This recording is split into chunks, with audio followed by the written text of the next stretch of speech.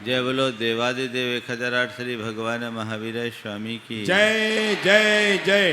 अहिंसा परमो धर्म की जय जय जय। परम पूज आचार्य गुरुवर श्री विद्यासागर जी महाराज की जय जय जय। परम पूज्य प्रमासागर जी महाराज की जय जय जय। परम पूज्य सागर जी महाराज की जय जय जय। एक आदमी अपना मकान बना रहा था और मकान के लिए दीवार उठाता, 5-7 फीट दीवार उठती और ढह जाती। बहुत दिनों से वो परेशान था, बार बार वो प्रयास करता पर उसकी दीवार उठ नहीं पा रही थी। एक दिन किसी संत का उधर से गुजरना हुआ और उसने अपने मन की पीड़ा उनके सामने रखी। कहा कि गुरुदेव, आखिर ये दीवार क्यों ढह रही है, मेरा मकान कैसे बनेगा। संत ने उसके दीवार को देखा और उससे पूछा कि भाई, तो दीवार तो उठाने की कोशिश कर रहा है पर ये तो बता इसकी नींव किधर है। बोला, गुरुदेव, लोग बहुत बेवकूफ़ हैं जो अपना बहुत सारा समय, शक्ति और पैसा उस नींव में लगा देते हैं जो दिखाई तक नहीं पड़ती। मैं अपना मकान बनाऊंगा और बगैर नींव के बनाऊंगा। संत उसके उत्तर पर हंस पड़े और कहा कि बस मुझे हंसी आ रही है, तू अपना मकान बिना नींव के बनाना चाहता है और उससे ज़्यादा दुनिया के लोगों पर मुझे हंसी आती है, वे अपना जीवन बिना नींव के खड़ा करना चाहते हैं। जैसे किसी मकान के निर्माण के लिए उसकी स्थिरता के लिए नींव का होना जरूरी है, वैसी जीवन की स्थिरता के लिए भी धर्म का होना जरूरी है। धर्म जीवन की नींव है। धर्म जीवन का वह तत्व है जो हमारे जीवन में स्थिरता प्रदान करता है। हमें धर्म के इस परम तत्व को सदैव साथ लेकर के चलना चाहिए। हम लोग जब कभी भी धर्म की बात आती है तो अपने आप को धार्मिक क्रियाओं तक सीमित कर लेते हैं। धार्मिक क्रियाएं करना एक धार्मिक व्यक्ति की पहचान है, पर कोरे धार्मिक क्रियाओं से हमारे धर्मी होने का प्रमाण नहीं मिलता जब तक हम क्रियाओं के साथ भावों और विचारों से भी धर्म को आत्मसात न करें। प्रायः देखने में ऐसा आता है कि लोग धार्मिक क्रियाओं में जितनी बढ़ चढ़ करके हिस्सा लेते हैं, अपने मन में उतनी ही कलुषता भी पाले रहते हैं। मन की कलुषता को जब तक हम साफ नहीं कर लेते तब तक हमारे जीवन का पथ प्रशस्त नहीं होता। हर व्यक्ति को एक सवाल अपने मन से करना चाहिए कि मैं जो धर्म कर रहा हूँ वो क्यों कर रहा हूँ। मैं जो धर्म कर रहा हूँ वो क्यों कर रहा हूँ। मेरे धर्म का मूल प्रयोजन अपने परिणामों को साफ, स्वच्छ और निर्मल बनाना है, अपनी आत्मा को उज्जवल बनाना है, अपने जीवन का कल्याण करना है। तो मुझे चाहिए कि मन को मलिन बनाने वाले कारणों से मैं 24 घंटे बचूं। जिन वजहों से मेरे अंदर का उद्वेग बढ़ता हो, मेरे मन की कषायें बढ़ती हो, जिससे मेरे मन में मलिनता आती हो, उनको हमें दूर करना चाहिए। जैसे राख में घी डालने से कोई फ़ायदा नहीं, ऐसी अगर अंदर मलिनता है तो हमारे धार्मिक क्रियाओं का कोई अर्थ नहीं। इसलिए हमें अपने मन को साफ करने की सबसे पहली प्राथमिकता होनी चाहिए, जिससे हम अपने जीवन को उज्जवल बना सकें, जीवन का रस ले सकें। एक सबके अनुभव की बात है, हमारे मन में कोई भी कार्य करने के बाद प्रसन्नता तभी होती है जब हमारा मन साफ होता है। मन में कोई दुराग्रह, दुर्भाव या कोई गांठ बंधी होती है तो कितना भी करें, अंतः की वह संतुष्टि नहीं हो पाती। वो संतुष्टि अंतरंग में जगे, ऐसा भाव सबको बना करके चलना चाहिए, रखना चाहिए, जिससे जीवन का पथ प्रशस्त हो सके। मेरा मन साफ होगा तभी हम अपने जीवन को अच्छा बना सकेंगे। हमारे शास्त्रों में लिखा है, अणथोवम, वर्णथोवम, अग्गिथोवम, कषायथोवम मा न बीससी यब्बो थोवो भी बहुगुणो होई। कर्ज को कभी कमज़ोर नहीं समझो। थोड़ा सा कर्ज अगर उपेक्षा कर दो तो वो इतना बढ़ जाएगा, ब्याज चुकाना भी भारी पड़ेगा। इसलिए या तो कर्ज लो मत, और लो तो जितनी जल्दी चुका सको चुकाने की कोशिश करो। इसी तरह वर्ण यानी व्रण, घाव को कभी छोटा मत समझो। छोटे से घाव की भी यदि तुमने उपेक्षा कर दी तो नासूर बनकर वह जानलेवा बन सकता है। इसलिए यदि शरीर में कोई घाव है तो उसका तुरंत उपचार करो, क्योंकि ये हमारे जीवन के लिए जानलेवा बन सकता है। तीसरा उदाहरण दिया अज्ञित होम, अग्नि को हल्की मानकर कभी उसकी उपेक्षा मत करो, क्योंकि एक चिंगारी भी महान दावानल को सुलगा सकती है। इसलिए अग्नि कहीं उत्पन्न हुई हो तो तुरंत उसे बुझा दो, नहीं तो वो महाविनाशक बन सकती है।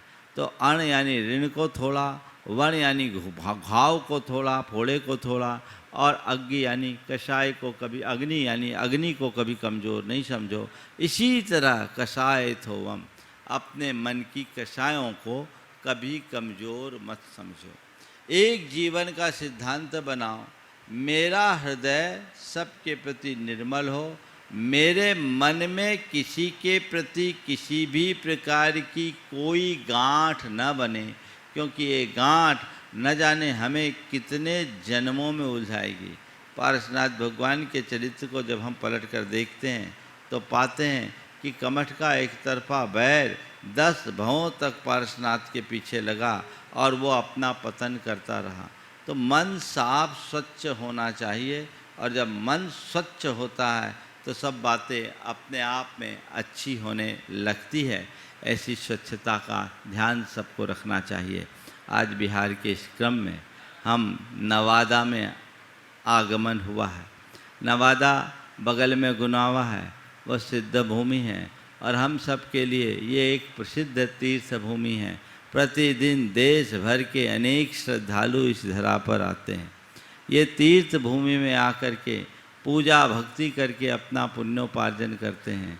लेकिन तब लोगों को बड़ी तकलीफ़ होती है जब लोग यहाँ सुनते हैं कि यहाँ समाज के आपसी विवादों को लेकर यहाँ मंदिर की व्यवस्था और रख रखाव के लिए रिसीवर बैठा हुआ है। अरे जब भगवान की व्यवस्था करने के लिए प्रशासनिक अधिकारी को बैठना पड़े तो समाज का इससे बड़ा पराभव और क्या होगा। ये बहुत शर्म की बात है, ये बहुत लज्जा की बात है। जिन पक्षों के भी इसमें अपनी भागीदारी है उनको चाहिए कि तत्काल प्रभाव से इसका निवारण करें। ये हमारी श्रद्धा का आयतन है, ये किसी की जागीर नहीं है, ये सत्ता का अधिष्ठान नहीं है, ये आज है कल रहे न रहे, इसे हटा देना चाहिए। मैं सभी महिलाओं को कहूँगा, अपने अपने घरों में जो भी लोग इसमें जिम्मेदार हैं उनको प्रेरित करें कि किसी भी तरीके से इस समस्या का हल निकलना चाहिए। मुझे मालूम पड़ा 12-13 वर्ष, कितने वर्ष हो गए? 13 वर्ष से भगवान की पूजा प्रक्षाल की व्यवस्था के लिए प्रशासनिक अधिकारी को बिठाना पड़ा। क्या समाज इतनी अयोग्य है? ऐसा तो नहीं है। ये थोड़ी सी जिसको अपन बोलते हैं अहम की लड़ाई, वो अहम की लड़ाई ही मनुष्य को कहीं न कहीं गर्त में गिराती है। उस लड़ाई को मिटाने का उद्यम सबको करना चाहिए और उस दिशा में सतत सचेष्ट रहना चाहिए। ये एक ऐसी जगह जहाँ आकर के लोग अपने आप को धन्य महसूस करते हैं, कृतार्थ महसूस करते हैं कि हमने तीर्थ क्षेत्र की वंदना कर ली।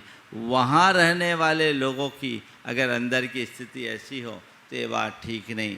यद्यपि नवादा में दूसरी बार आया हूँ, समाज में भक्ति है, श्रद्धा है, उत्साह है। दूसरी बार आए ना? हाँ, तो ये एक बार आया था 2007 में, 15 साल बाद। हाँ, तीसरी बार आए। हाँ, एक बार पावापुरी गए थे, याद आ गया। हाँ, तो तीसरी बार आए। तो ये 11 में, एक बार 7 में आए, 11 में आए, उसके बाद अभी आए। तो ये 3 बार आए। आप लोगों को याद है, समाज बहुत अच्छी है, श्रद्धा भाव है, भक्ति है, सब कुछ अच्छा है। बस जो थोड़ी सी चीज़ है इसको ठीक कर दे तो और अच्छा हो जाएगा।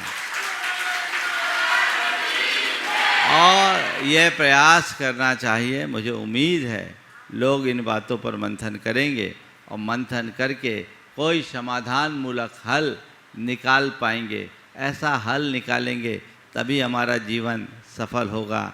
ये तो यहाँ गुनावा जी गणधर स्वामी की निर्वाण स्थली सिद्ध भूमि, तो वो देखा जाए तो गुनावा नवादा एक है, ये भी सिद्ध भूमि है, तीर्थ भूमि है। यहाँ अगर आप लोग एकजुट हो जाए और जो आपसी समस्याएं हल हो जाए तो ये मंदिर भी इतना भव्य मंदिर बन सकता है कि तीर्थ का रूप ले सके।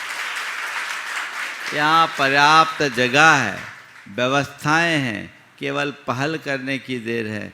जब पहल की जाए तो बहुत अच्छा रूप हो सकता है। इसलिए सभी लोग सकारात्मकता से सोचें। एक बात सबको ध्यान में रखना चाहिए, हम आज हैं कल नहीं रहेंगे, ये तय है।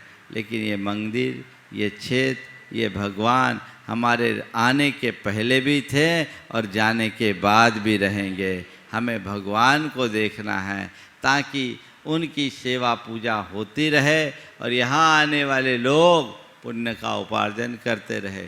मैं युवाओं से भी कहूँगा कि इस दिशा में आगे बढ़े और आकर के कुछ ऐसा करे जिससे कि धर्म की अंतरंग में सही प्रभावना हो सके और अपने जीवन के क्रम को यथावत बनाया जा सके।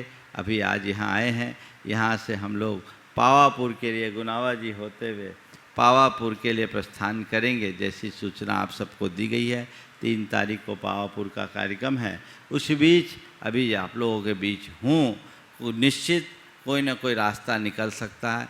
पूरी समाज एक स्वर में अगर जुड़ जाए तो कोई समस्या खड़ी ही नहीं होगी। एक स्वर में बात करनी चाहिए और सभी से मैं यही कहूँगा, बीती हुई बातों को भुलाएं और आगे की सुध ले, आगे के लिए संकल्प करें। अतीत को भूल जाएं, वर्तमान को सुधारते हुए भविष्य के लिए कुछ अच्छे संकल्प लेंगे तो वो सब कुछ अच्छा हो सकेगा। सबका मंगल हो, सबका कल्याण हो, सबके जीवन में सुख शांति समृद्धि हो। धर्म के मूल तत्व को समझते हुए सभी अपने जीवन को आगे बढ़ा सके, इस भाव के साथ मैं पूरे नवादा वासियों को आशीर्वाद देता हूँ, ताकि आने वाले दिनों में जब कभी भी मैं या और कोई संत आए तो उन्हें लगे कि नवादा वालों ने अपना वादा पूरा किया है और जीवन को आगे बढ़ाया है। यही कह करके समय आप सबका हो गया, मैं विराम ले रहा हूँ। बोलिए परम पूज्य आचार्य गुरुवर श्री विद्यासागर जी महाराज की जय जय जय।